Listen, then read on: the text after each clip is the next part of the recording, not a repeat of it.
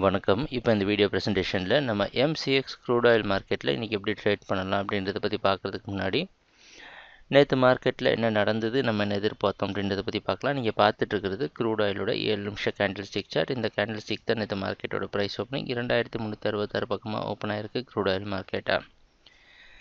நம்ம என்ன எதிர்பார்த்தோம் அப்படின்னா, க்ரூட் ஆயில் மார்க்கெட் தொடர்ந்து டவுன் ட்ரெண்டுக்கு சாதகமாக இருந்தாலும் மார்க்கெட் அதிகமான சரிவை சந்தித்த காரணத்தினால ட்ரேட் பண்ணாமல் மார்க்கெட் வாட்ச் பண்ணால் போதும். ஒரு கன்சாலிடேஷன் கரெக்ஷன் நடந்ததுக்கு அப்புறமா ட்ரேட் பண்ண ஆரம்பிக்கலாம் அப்படின்றது நம்மளோட எதிர்பார்ப்பு.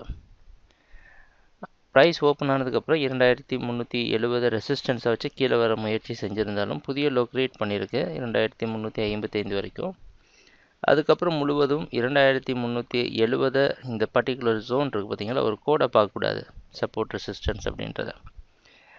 இந்த ஜோன் வந்து சப்போர்ட்டாக எடுத்துகிட்டு மேலே போக முயற்சி நடந்திருக்கு.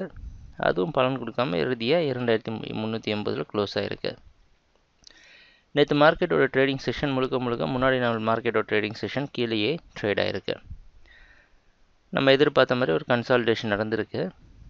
இன்றைக்கி மார்க்கெட்டோட ப்ரைஸ் ஓப்பனிங் 2410க்கு மேலே ஓப்பன் ஆகிறதுக்கு வாய்ப்பு இருக்கிற மாதிரி வெளிநாட்டில் இருக்க நைமேக்ஸ் மார்க்கெட் வச்சு பார்க்குறப்ப தெரியுது. அதிகமாக ஓப்பன் ஆகுது, மறுபடியும் ஒரு கரெக்ஷன் நடக்கிறதுக்கான வாய்ப்பு இருக்குது அப்படின்றத உறுதி செய்யுது. இன்றைக்கி என்ன பண்ணலாம் அப்படின்னு பார்த்தோன்னா, ஒரே ஒரு வழி தான் இருக்குது நம்ம ட்ரேட் பண்ணுறதுக்கு. ஒரு நாள் மேலே ஓப்பன் ஆகிறனாலையோ கன்சால்டேட் ஆகிறனாலையோ ட்ரெண்டு மாறப்போகிறது கிடையாது. ஏன்னா ஒரு வாரம் 2 வாரமாக க்ரூட் ஆயில் வந்து கொஞ்சம் டவுன் சைடில் தான் ட்ரெண்டு மெயின்டைன் ஆகிட்டுருக்கு. அதனால் என்ன பண்ணலான்னா, 2460 பக்கமாக வர வரைக்கும் வெயிட் பண்ணலாம்.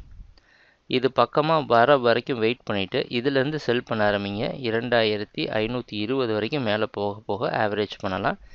2530 வரைக்கும் 2530க்கு பக்கமாக ஸ்டாப் லாஸ் போட்டு இல்லை அதுக்கு மேலே ஸ்டாப் லாஸ் போட்டு ட்ரேட் பண்ணுங்கள்.